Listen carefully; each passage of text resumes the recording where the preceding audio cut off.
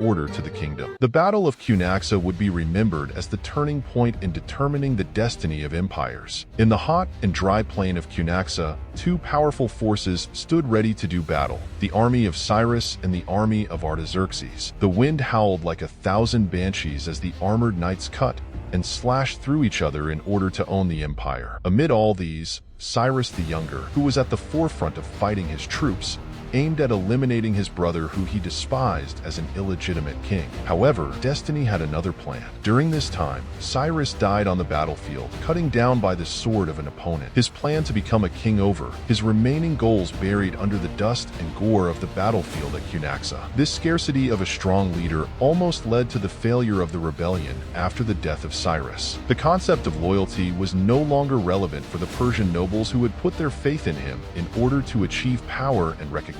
Yet the Greek mercenaries did not surrender, but regrouped under different generals, namely Clearchus and Xenophon. Wanting to survive and get to the place where their families were waiting for them, they continued their struggle with incredible determination. Forming the basis of Xenophon's book Anabasis, the story of the journey of the Greek mercenaries is a touching one of human strength in difficult circumstances. Surrounded by the enemies with no access to the reinforcements, they were forced to face tremendous hardships, including starvation, exhaustion, and betrayal on this epic struggle for survival.